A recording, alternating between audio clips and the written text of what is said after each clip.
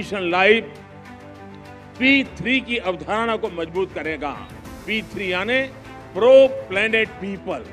आज हम एक ऐसी दुनिया में जी रहे हैं जहां इस बात की चर्चा रहती है कि कौन किस देश या गुट के साथ है और कौन किस देश या गुट के खिलाफ है। लेकिन मिशन लाइफ धरती के लोगों को प्रो प्लेनेट पीपल के तौर पर जोड़ता है, उनको अपने विचार से समाहित करता है, एक कर देता है। ये लाइफस्टाइल ऑफ द प्लेनेट, ये lifestyle of the planet, for the planet and by the planet की मूल सिद्धांत पर चलता है।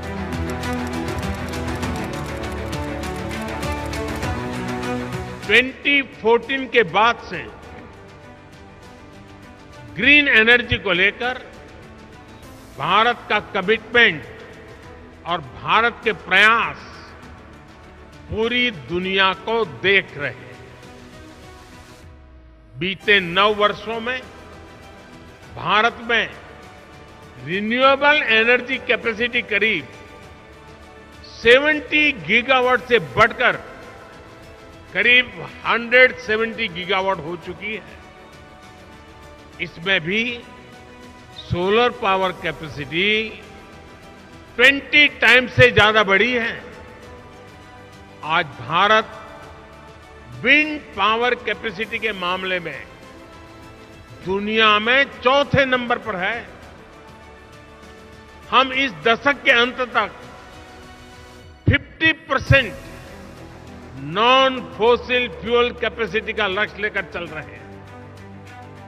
हम बायोफ्यूल पर, इथेनॉल ब्लेंडिंग पर बहुत तेजी से काम कर रहे हैं। बीते 9 वर्षों में पेट्रोल में इथेनॉल ब्लेंडिंग को हम 1.5% से बढ़ाकर 10% कर चुके हैं। अब हम 20% इथेनॉल ब्लेंडिंग के लक्ष्य की तरफ बढ़ रहे हैं।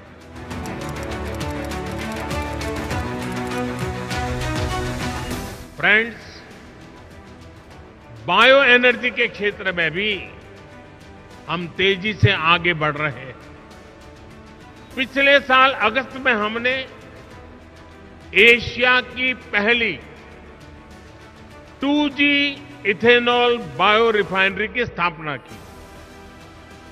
हमारी तैयारी इस तरह के 12 कॉमर्शियल 2G इथेनॉल प्लांट्स बनाने की है। सस्टेनेबल एविएशन फ्यूल और रिन्यूएबल डीजल की कॉमर्शियल उपयोगिता की दिशा में भी हमारे प्रयास जारी है।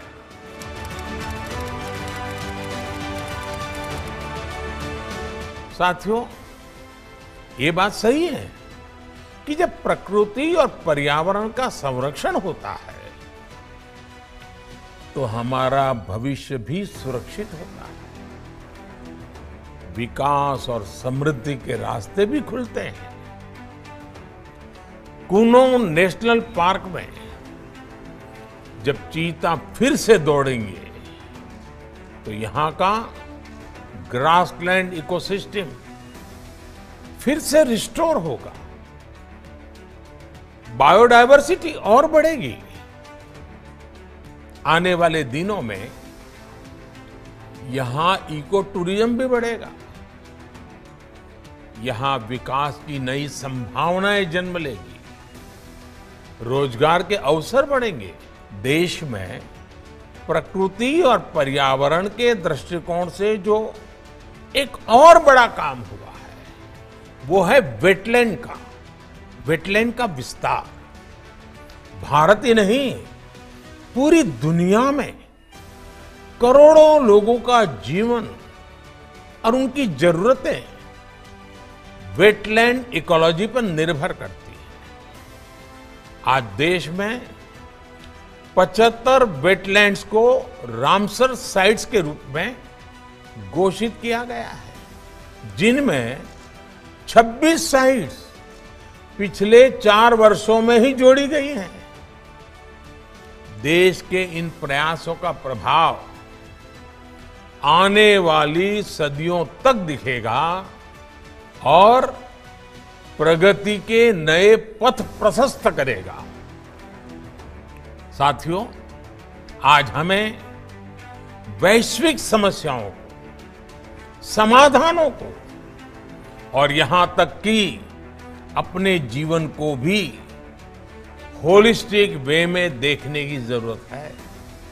इसलिए आज भारत ने विश्व के लिए लाइफ, LIFE, लाइफ यानी लाइफस्टाइल फॉर द एनवायरमेंट जैसा जीवन मंत्र दिया है। आज इंटरनेशनल सोलर अलायंस जैसे प्रयासों के द्वारा भारत दुनिया को एक मंच दे रहा है, एक दृष्टि दे रहा है।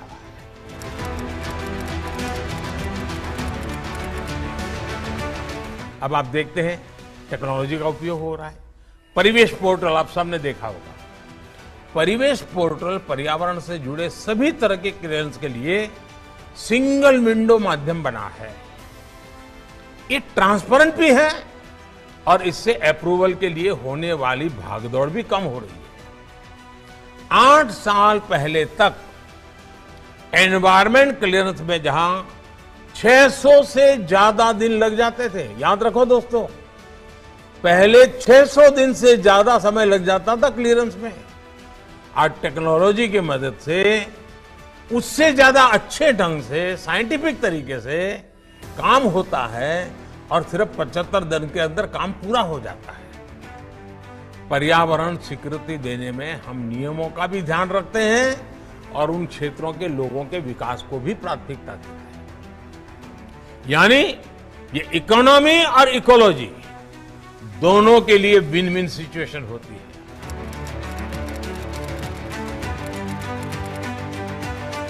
हम देखते हैं कि कुछ लोग 5 किलोमीटर प्रति लीटर के एवरेज वाली गाड़ी लेकर के जिम जाते हैं और जिम में ट्रेडमिल पर जमकर अपना पसीना बहाने की कोशिश करते हैं। अरे भाई, अगर ये पसीना आप पैदल चलकर या साइकिल पर जिम जाकर के उठा लेते तो पर्यावरण की रक्षा भी होती और आपके स्वास्थ्य की भी रक्षा होती।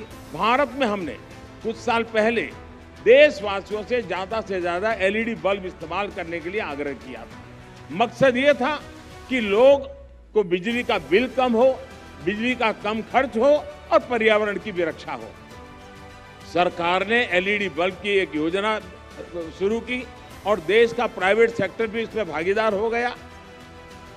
यहां आए अंतर्राष्ट्रीय एक्सपर्ट्स ये जानकर के उनको हैरानी होगी कि कुछ ही समय के भीतर भारत के लोगों ने 160 करोड़ से ज्यादा LED बल्ब अपने यहाँ में लगा दिए, परिवर्तन कर दिया। और इसका प्रभाव यह है कि 100 मिलियन टन से ज्यादा कार्बन डाइऑक्साइड का उत्पादन हम कम कर पा गए, उसका उत्सर्जन कम कर पाए। और मैं ये आपको नोट करने के लिए जरूर कहूंगा कि ये प्रतिवर्ष हो रहा है। ये सिर्फ एक बार की घटना नहीं, हर वर्ष ये बेनिफिट होने वाला है और उसका लाभ होने वाला है। LED की वजह से अब हर साल इतना उत्सर्जन कम होने लगा है। मिशन लाइफ P3 की अवधारणा को मजबूत करेगा। P3 यानी प्रो प्लेनेट पीपल। आज हम एक ऐसी दुनिया में जी रहे हैं जहां इस बात की चर्चा रहती है कि कौन किस देश या गुट के साथ है और कौन किस देश या गुट के खिलाफ है। लेकिन मिशन लाइफ धरती के लोगों को प्रो प्लेनेट पीपल के तौर पर जोड़ता है, उनको अपने विचार से समाहित करता है, एक कर देता है। ये लाइफस्टाइल ऑफ द प्लेनेट, ये lifestyle of the planet, for the planet and by the planet की मूल सिद्धांत पर चलता है।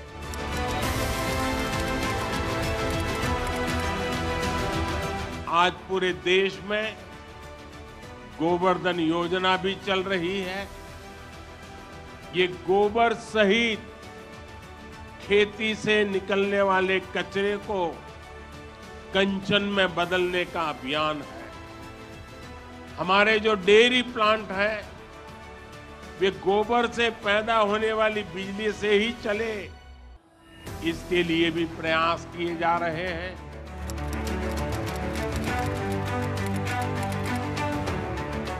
India is a country where protecting nature is a part of culture. This is why it has many unique achievements in wildlife conservation. With only 2.4% of the world's land area, India contributes about 8% of the known global diversity.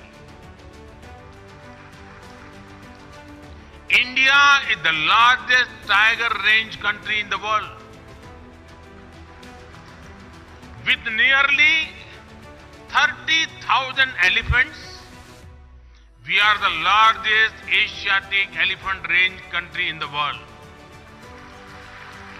Our rhino population of nearly 3,000 makes us the largest single-horned rhino country in the world. We are the only country in the world to have Asiatic lions. The lion population has increased from around 525 in 2015 to around 675 in 2020. Our leopard population went up by over 60% in just 4 years. The work being done to clean up rivers, such as the Ganga, has helped biodiversity. Some aquatic species that were considered to be in danger have shown improvement. These achievements are all due to people's participation and culture of conservation. Sabka prayas. For wildlife to thrive, it is important for ecosystem to thrive. This has been happening in India. While celebrating 75th year of independence, India added 11 wetlands to its list of Ramsar sites. This took the total number of Ramsar sites to 75. Forest and tree cover are also increasing. India added over 2,200 square kilometers of forest and tree cover by 2021 when compared to 2019. In the last decade, the number of community reserves increased from 43 to over 100. In a decade, the number of national parks and sanctuaries around which eco-sensitive zones were notified increased from 9 to 468.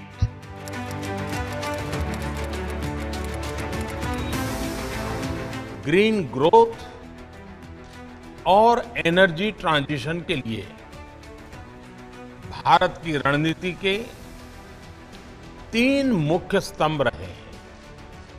पहला, renewable energy का production बढ़ाना। दूसरा, अपनी अर्थव्यवस्था में fossil fuel का इस्तेमाल कम करना। और तीसरा, देश के अंदर गैस बेस्ड इकोनॉमी के तरफ तेज गति से आगे बढ़ना। 2014 के बाद से ही भारत मेजर इकोनॉमीज में रिन्यूएबल एनर्जी कैपेसिटी एडिशन में सबसे तेज रहा है। हमारा ट्रैक रिकॉर्ड बताता है कि रिन्यूएबल एनर्जी रिसोर्सेज को लेकर भारत जो लक्ष्य तय करता है उसे समय से पहले पूरा करके दिखाता है। हमारी इंस्टॉल्ड इलेक्ट्रिसिटी कैपेसिटी में 40% नॉन फॉसिल फ्यूल के योगदान के लक्ष्य को भारत ने 9 साल पहले ही प्राप्त कर लिया। पेट्रोल में 10% इथेनॉल ब्लेंडिंग के लक्ष्य को भी भारत ने 5 महीना पहले ही हासिल कर लिया। 20% इथेनॉल ब्लेंडिंग के लक्ष्य को भी भारत ने 2030 से कम करके 25-26 तक पूरा करने का निर्धारित किया। वर्ष 2023 तक 500 gigawatt non fossil based electricity capacity हासिल करके रहेगा। हमारी सरकार जिस तरह बायोफ्यूल्स पर जोर दे रही है, वो सभी इन्वेस्टर्स के लिए बहुत बड़ी अपॉर्चुनिटी लेकर आया है। अभी हाल ही में मैंने E20 फ्यूल को भी लॉन्च किया है। नेशनल ग्रीन हाइड्रोजन मिशन के माध्यम से भारत हर साल 5 MMT ग्रीन हाइड्रोजन के प्रोडक्शन का लक्ष्य लेकर चल रहा है। फ्रेंड्स, भारत में गोबर से 10,000 मिलियन क्यूबिक मीटर बायोगैस और एग्री रेसिड्यू से 1.5 lakh million cubic metre gas के उत्पादन का पोटेंशियल है। इससे हमारे देश में सिटी गैस डिस्ट्रीब्यूशन में 8% तक का योगदान हो सकता है। इन्हीं संभावनाओं की वजह से आज गोबर्धन योजना भारत की बायोफ्यूल स्ट्रेटेजी का एक अहम कंपोनेंट है। इस बजट में सरकार ने गोबर्धन योजना के तहत 500 नए प्लांट लगाने की घोषणा की है। ये पुराने जमाने के गोबर गैस प्लांट की तरह नहीं होते। इन आधुनिक प्लांट्स पर सरकार 10,000 करोड़ रुपए खर्च करेगी। सरकार का वेस्ट टू एनर्जी प्रोग्राम देश के प्राइवेट सेक्टर के लिए, हमारे MSMEs के लिए एक नया मार्केट बना रहा है। साथियों, भारत की vehicle scrapping policy green growth strategy का एक अहम हिस्सा है। व्हीकल स्क्रैपिंग को प्रोत्साहित करने के लिए सरकार ने इस बजट में 3,000 करोड़ रुपए का प्रावधान किया है।